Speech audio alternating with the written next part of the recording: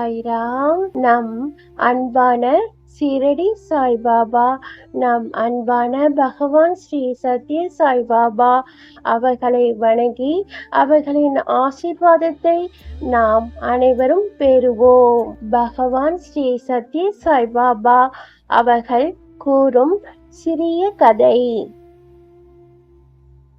ஒரு காலத்தில் கிரிஷில் ஒரு அழகிய அரசகுமாரி வாழ்ந்து வந்தாள். அவள் அழகோடு மட்டுமல்லாமல் வில்லையிடல், வேட்டையாடுதல், ஓடுதல் ஆகியவற்றிலும் மிக திறமை பெற்றவளாக இருந்தாள். உண்மையில் அவளுக்கு வேகமான கால்களை கொண்ட அரசகுமாரி என்ற பட்டம் கிடைத்து இருந்தது. பல அழகான மற்றும் வீரமான இளவரசர்கள் அவளின் மனதையும் கரத்தையும் பெற விரும்பினார்கள். அதனால் அரசகுமாரி ஒரு புத்திசாலித்தனமான திட்டத்தை வகுத்தாள். என்னை ஓட்டப்பந்தயத்தில் போட்டி போட்டு தோற்கடிக்கும் இளைஞனை தான் நான் திருமணம் செய்வேன் என்று அறிவித்தாள். நூற்றுக்கணக்கான இளம் வீரர்கள் அவளுடன் ஓட வந்தனர். ஆனால் ஒவ்வொருவரையும் அவள் முந்தி ஓடிவிட்டாள்.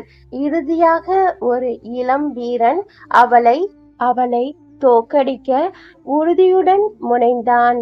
அவன் ஒரு ஞானியிடம் ஆலோசனை கேட்டான். அரசகுமாரியின் வேகமும் அவள் போட்டியும் பற்றி கூறி பல இளைஞர்கள் அவளால் தோல்வி அடைந்து அவமானம் அடைவதை நினைத்து வருந்துவதாகவும் சொன்னான். அப்போது அந்த ஞானி கூறினார், கவலைப்படாதே, நீ உன் பையில் சில பிரகாசமான நகைகளை மற்றும் இரத்தனங்களை வைத்துக்கொள். ஓடிக்கொண்டிருக்கும் போது குறிப்பிட்ட இடங்களில் அவற்றை ஒன்றன் பின் ஒன்றாக போட்டுவிடு. போட்டி நாளில் அந்த இளைஞன் சிறந்த நகைகளுடன் தயாராக வந்தான். அரசகுமாரியும் இளைஞனும் ஓட்டத்தை தொடங்கின. இருவரும் சிறந்த ஓட்டக்காரர்கள். அரசகுமாரி அவனை முந்த போகும் ஒவ்வொரு முறையும் இளைஞன் மெதுவாக ஒளிரும் நகையை தரையில் போடுவான். அந்த நகையை பார்த்தவுடன் அரசகுமாரி தானாகவே நின்று அதை எடுத்து விடுவாள். நிறுத்தினாலும் நான் அவனை முந்தி ஓடிவிடுவேன் என்ற நம்பிக்கை அவளுக்கு இருந்தது. ஆனால் இவ்வாறு அவள் அடிக்கடி நிறுத்தியதால் இளைஞன் அவளை விட முன்னதாக இலக்கை அடைந்தான். இவ்வாறு அந்த இளைஞன் ஓட்டப்பந்தய போட்டியில் அரசகுமாரியின் மனதையும் கரத்தையும் வென்றான். அந்த வேகமான கால்களை கொண்ட அரசகுமாரி இந்த முறை ஏன் தோற்றாள்? அதற்கு காரணம் என்ன? அவளின் நகையின் மீது கொண்ட ஆசைதான். பணமும் பொருள்கள் மீதும் கொண்ட ஆசை மனிதனை பலவீனப்படுத்தி வாழ்க்கையின் உண்மையான இலக்கை உணர விடாது.